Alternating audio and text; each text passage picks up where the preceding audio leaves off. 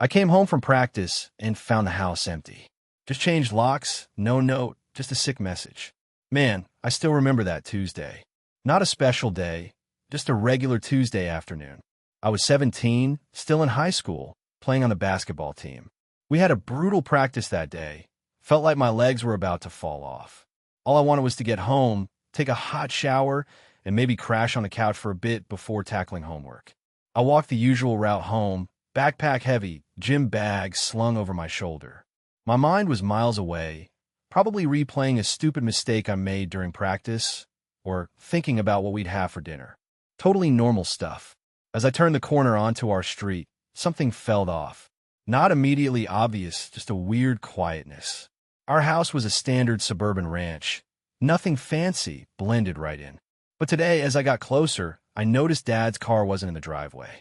Okay, maybe he was out running errands. But Mom's car wasn't there either. That was odd. Mom rarely took her car out on Tuesdays. I walked up the driveway, and that's when I saw it properly. Tire tracks on the gravel, heavier than usual, like a big truck had been there. And the flower bed by the porch looked flattened, like something heavy had been dragged over it. My stomach did a little flip, but I told myself it was probably just Dad moving some landscaping stuff. He did weird things sometimes. I got to the front porch, reached into my pocket for my key, the old worn house key with the slightly bent tip. I slid it into the lock, turned, and nothing. The key didn't catch. I tried again, jiggling it, wiggling it, pushing harder. It just didn't fit anymore. Like the lock had been changed. Okay, now full-blown annoyance was kicking in, pushing away the unease. Did they get a new lock and forget to give me a key? Seriously? I pounded on the door.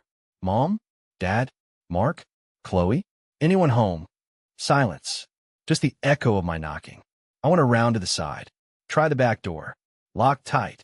Try the window by the kitchen. Usually unlocked a crack for air. Locked. I circled the house, my heart starting to pound for a different reason now. This wasn't just forgetfulness. Something was wrong. I got to the garage door. Tried the keypad, code, didn't work. Panicked, I fumbled for the emergency key hidden under a loose brick by the service door. Found it, hands shaking slightly, fumbled with the lock. It clicked open. Relief washed over me for a second. Okay, they just changed the front door lock. Weird, but whatever. I pushed the service door open and stepped inside the garage. It was empty. Not just tidy, but empty. The shelves were gone. Dad's workbench? Gone. The old bikes hanging from the ceiling? Gone. Even the rusty lawnmower and the stack of old tires were missing. The concrete floor was swept clean. The air smelled neutral. No faint smell of gasoline or paint or damp earth. Just empty. The space felt vast and hollow. The sound of my own breathing loud in the silence. My mind reeled. Had we been robbed? But why would they take the rusty lawnmower and the bikes nobody rode? Why would they clean the garage floor? I tried the interior door leading into the house. Locked. And looking at the door frame, it looked newer, like it had been replaced or heavily reinforced. Panic started to spiral. This wasn't a robbery. This was deliberate. I pulled out my phone. 12% battery. Great. I call Mom. Rang and rang. Voicemail. Call Dad. Voicemail. My older brother, Mark, who was 20 and supposedly living downtown, but still connected to the family. Voicemail. My younger sister, Chloe, just 13. Voicemail. All the family numbers. Nothing. I walked out of the garage, back onto the driveway. The sun was starting to dip. The street was quiet. That knot in my stomach twisted tighter. This felt like some messed up prank, but it was too elaborate, too quiet. Then I saw it, tucked under the edge of the welcome mat on the front porch. A small, white envelope. My name, Alex, written on it in Mom's neat handwriting. My hands trembled as I picked it up. Maybe it was a note. An explanation. Relief flickered. I opened it. Inside wasn't a letter. It was a single, small photo. A picture of me as a little kid, maybe 5 years old, holding up a drawing I was proud of. And across my face, scrawled in thick black marker, was a single word, problem. My breath hitched. My vision blurred. This wasn't an explanation. This was a message. A sick, twisted message. It wasn't just a robbery. It wasn't just a forgotten key. They were gone, and they meant to leave me. The cruel photo, the word, wasn't accidental. Just then, Mr. Henderson from next door was out by his mailbox. He glanced over, gave a little wave. Hey, Alex. Didn't see you helping with the truck this morning. Parents get you excused.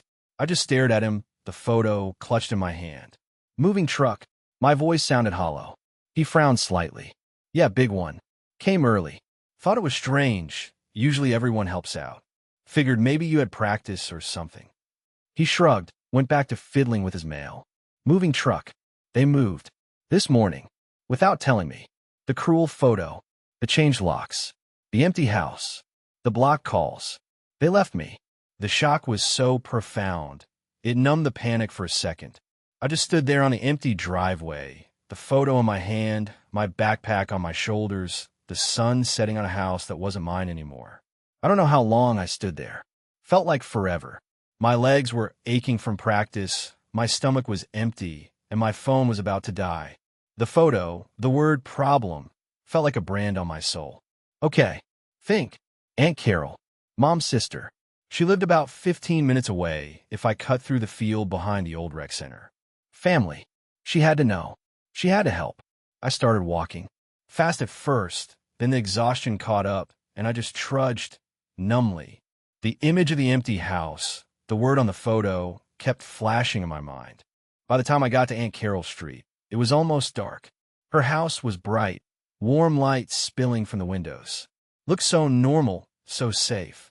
I walked up the path, my heart hammering against my ribs. Please let her help. I knocked, harder than I meant to. The door opened. Aunt Carol stood there. She didn't look surprised to see me. Her expression was guarded, like she was expecting me, but hoping I wouldn't show up. Alex, she said, her voice flat. Aunt Carol, I choked out, my voice rough. What's going on? My house. Everyone's gone. The locks are changed. She sighed. A long, weary sigh, like I was an inconvenience. They moved this morning, Alex. Didn't they tell you? My stomach plummeted. That same phrase Mr. Henderson used. But from her. No, I said, the word barely a whisper. Obviously not. Do you know where they went? Why they left? What's happening? She shifted, blocking the doorway, slightly with her body. She wouldn't meet my eyes properly. Look, Alex, it's complicated family stuff. It's not my place to get in the middle. She was looking past me, down the street, anywhere but at me. Not your place. I repeated, my voice rising. They just left me. Everything's gone. I can't get in. They blocked my number. She went slightly. Yes, well, maybe you should call your mother again. I'm sure she can explain things better. She blocked me. Aunt Carol wrung her hands. Oh, right. Well, maybe leave her a message. Or text her. Nothing's going through. I was practically pleading now. Aunt Carol, I have nowhere to go. Can I just crash here tonight? Just until I figure things out. She hesitated, long enough that the silence felt deafening. She glanced behind her into the house, like someone was watching. I'm sorry, Alex. I really am. But it's not a good time. We have company. That was a lie. I could see into the living room behind her. Empty couch. Company. My voice was thick with disbelief. Yes. Look, I'm sorry. I can't get involved. It's for the best. For everyone. She took a small step back, clearly signaling she was about to close the door. For the best. The photo felt heavy in my pocket. The word problem burned in my mind. Is this for the best? Leaving your own kid? Her face hardened slightly. You don't understand, Alex. There are things you don't know. Then tell me. She shook her head, a final, dismissive gesture. I can't. I'm sorry. And she slowly, deliberately closed the door, left me standing on her porch steps. The cold was setting in now, the physical cold of the evening air seeping through my thin practice clothes, and the bone-deep cold of betrayal. My own aunt, who used to post pictures of family is everything on social media. She knew they were doing this. And she wouldn't even let me in. I sank onto her steps. Sat there for a while, numb. My phone died. The last connection I had. After maybe 20 minutes, the door opened a crack again. Aunt Carol handed out a bottle of water. Didn't say anything. Just put it on the step and closed the door again. Like feeding a stray dog. I finally got up. No point sitting here. She wasn't going to help.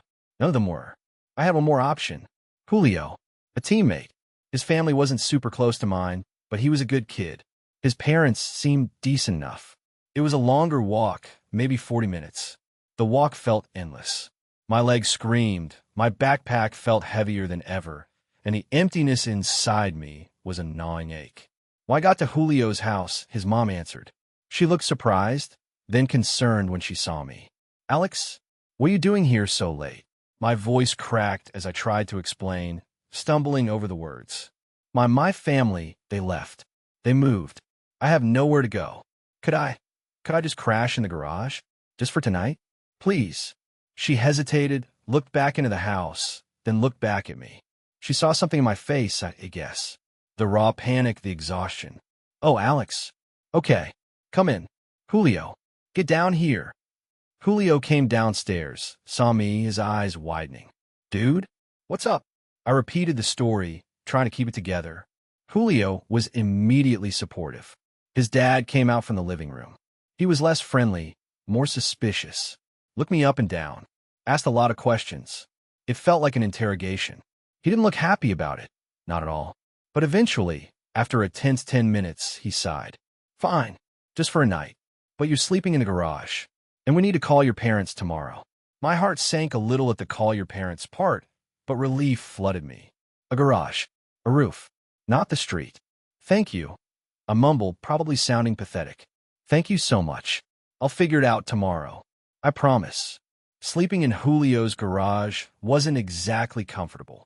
It smelled like old shoes and exhaust fumes, and it was cold.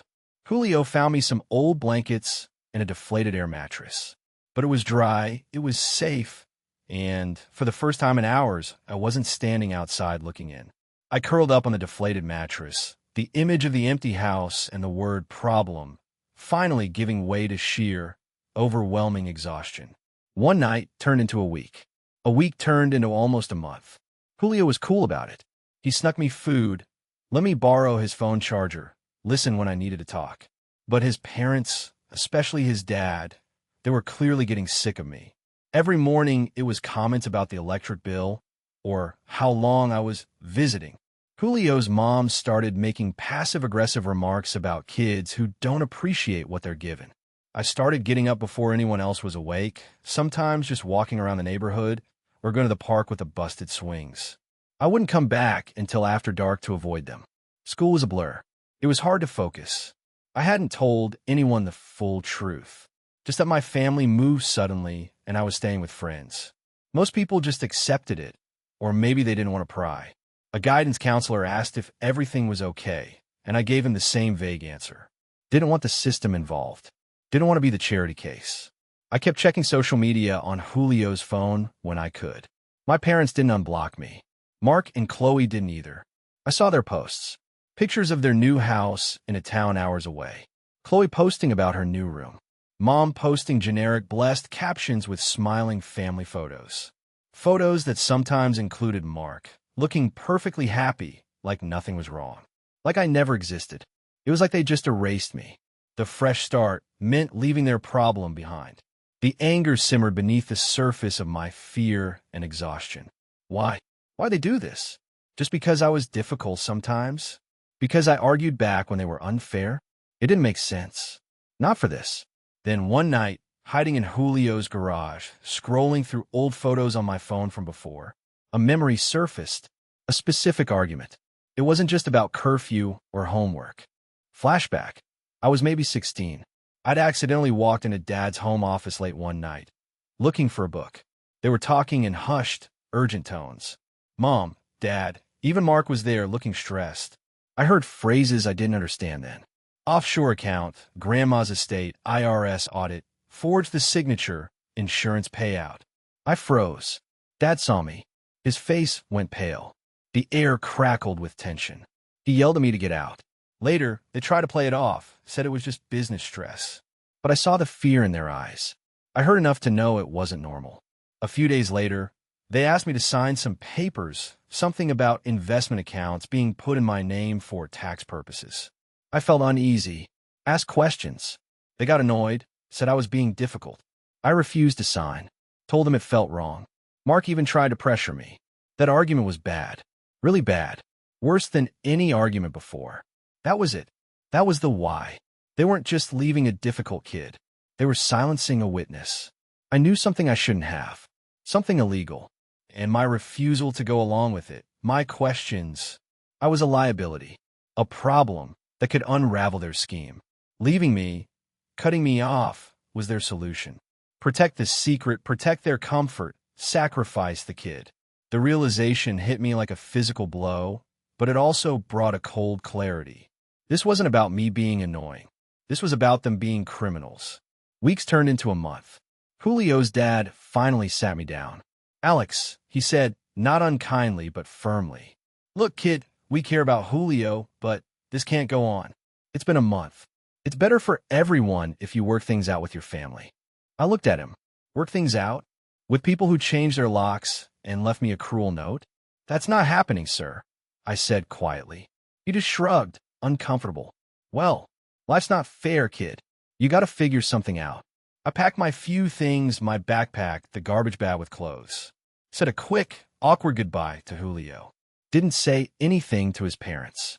Just left, walked out of the garage, and back into the uncertain world. I texted Julio later, "Thanks for everything." "Sorry." He replied 2 days later. "Empty, bro. Haven't really talked since." I get it. People have their own lives. My baggage was too heavy. Couch hopping became my new reality. A night here, 2 nights there. Sleeping on floors, old couches, sometimes just in a sleeping bag. Learning to be invisible. To eat whatever was offered. Ask for nothing. Stay out of the way. Every place was temporary. Every interaction strained. I got used to people looking annoyed when I showed up, or whispering about me. It chipped away at you, piece by piece. Made you feel worthless. I saw Mom once, maybe 6 months later. I was working a landscaping job downtown, sweating my butt off. She walked past with Mark, laughing, coming out of a fancy restaurant. She saw me. Our eyes met. For just a second, I saw a flicker of something in her eyes. Was it guilt? Regret? Before it was replaced by a blank mask. She quickly looked away, tugged Mark's arm, and they hurried down the street, blending into the crowd. Like she'd seen a ghost. That was the last time I saw any of them in person for a long, long time. That sighting solidified it. There was no going back. No apology coming. They made their choice, and I made mine. Survival wasn't enough anymore. I wasn't just going to get by. I was going to make them understand. Not through words, they wouldn't listen, but through action. The anger didn't fade. It became a cold, hard fuel. It kept me going when I was hungry, when I was tired, when I felt completely alone. I stopped thinking about why they left me in the emotional sense and started focusing on the how. How did they do it? How did they just vanish? And how could I make sure they couldn't stay vanished? Couch hopping eventually got old and dangerous. I needed something stable. I found a room for rent in a rundown house a few towns over, shared with a couple of older guys who worked construction. They didn't ask questions as long as I paid my rent on time and stayed out of their way. It wasn't much, a tiny room, shared bathroom, thin walls, but it was mine. A base. I worked constantly. Any job I could get. Fast food, stacking boxes in a warehouse, washing dishes, anything that paid cash or direct deposit. I learned to live cheap. Instant noodles, discount bread, water from the tap. Every dollar I didn't spend was $1 towards building something. But survival wasn't the only goal anymore. Revenge was. Not violent revenge. Something colder. Something that would hit them where it hurt. Their comfort, their freedom, the fresh start they built on my back. I started spending hours at the public library after work. Not reading novels. Reading about financial regulations. About property records. About legal loopholes. About identity theft. That memory of Dad asking for my SSN, those papers they wanted me to sign. It nagged at me.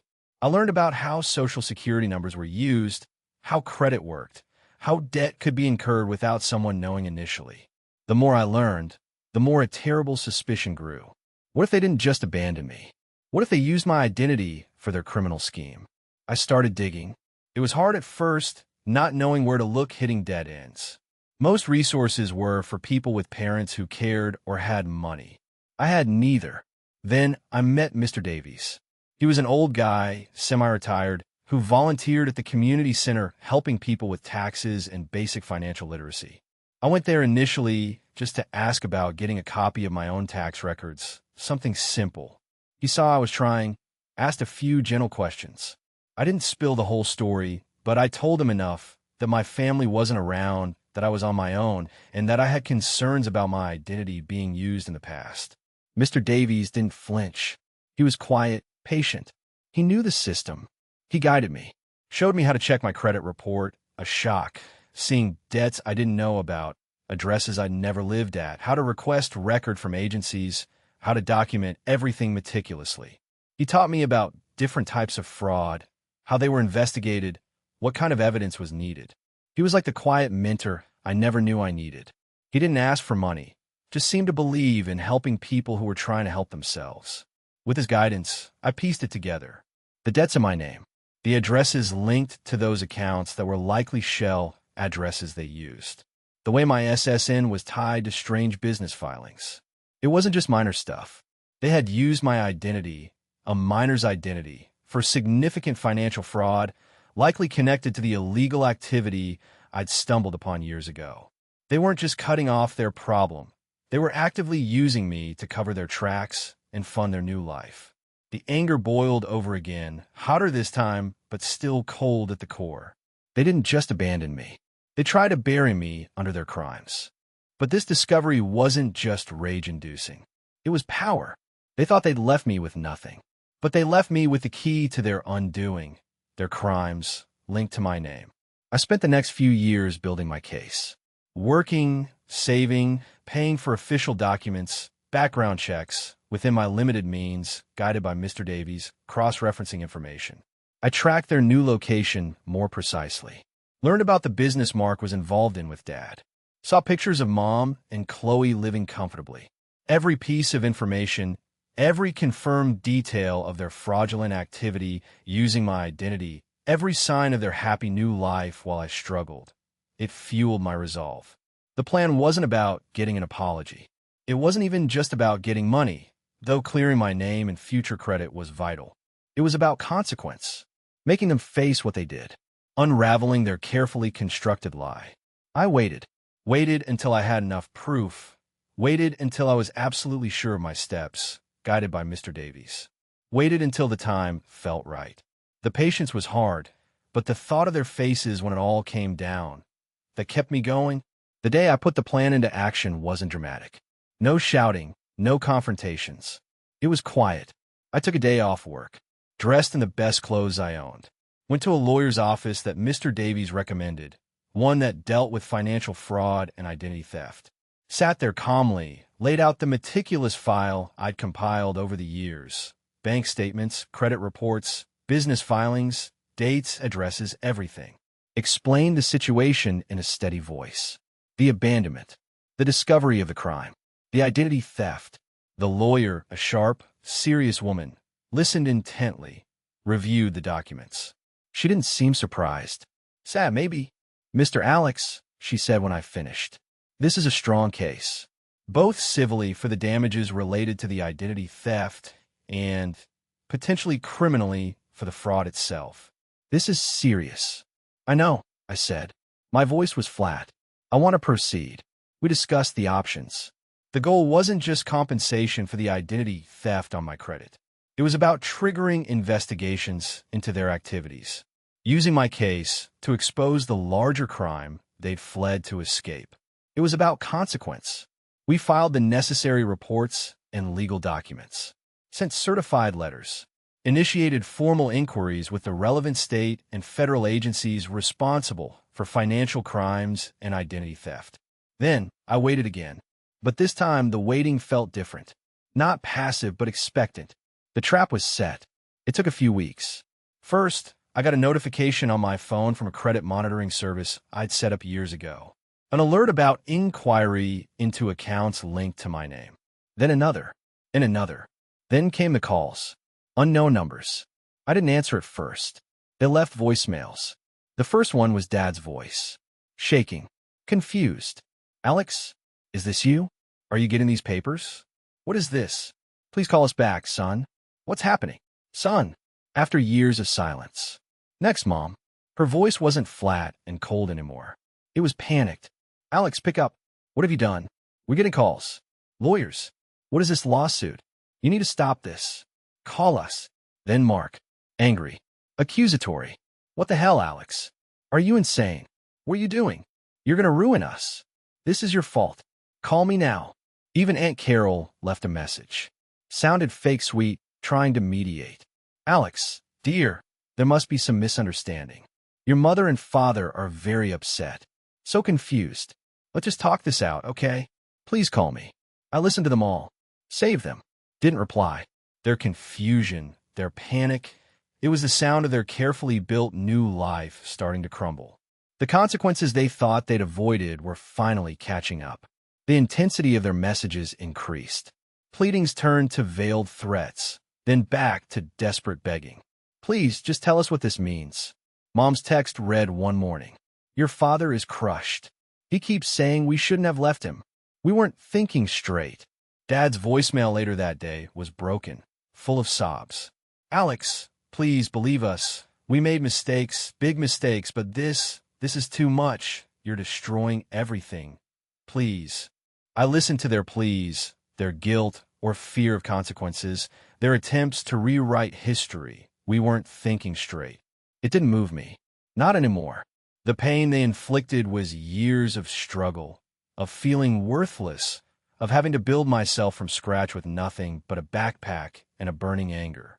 Their current suffering, while perhaps intense for them, felt like a necessary, perhaps overdue, consequence.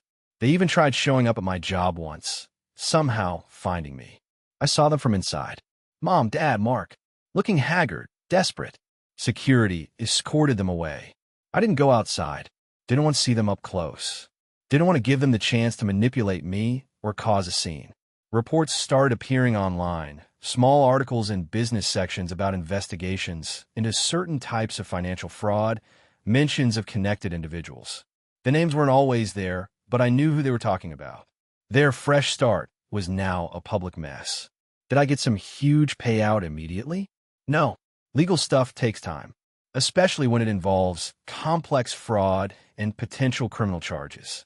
Clearing my name from the debt and credit issues was the first priority, and that was already underway thanks to the official reports. The civil lawsuit for damages would take longer. The criminal investigation, that was up to the authorities I reported them to. My family is facing the music they thought they'd never have to hear. Legal battles, financial ruin, possibly worse. All triggered by the problem they left behind. Do I feel like celebrating? Not really. There's a cold satisfaction, sure. A sense of vindication. I survived. I didn't just crawl away and disappear. I didn't let them win. I fought back, not with anger, but with patience and strategy, using the system they thought they were above. But the years of being alone, the constant struggle, the knowledge that my own family saw me as disposable, that doesn't just vanish because they're getting what they deserve. The scar is permanent. I haven't responded to any of their messages since that first week. I don't plan to. There's nothing left to say. They made their choice. I made mine. I built my own life, piece by piece. It's not fancy, but it's stable. It's mine, and it's free from their lies and their crimes. As for them, I don't know exactly what their future holds. Legal battles, maybe prison time, certainly financial ruin. Their desperation is real. Their fear is real. They thought it was easier this way to abandon me. It turned out to be the hardest, most costly decision of their lives. Was it worth it? All the struggle, all the anger just to get to this point? I honestly don't know. Maybe. It doesn't bring back the lost years or fill the hole they left. But at least I'm not the only one paying the price anymore. And I sleep at night knowing I didn't fold. I guess that's something.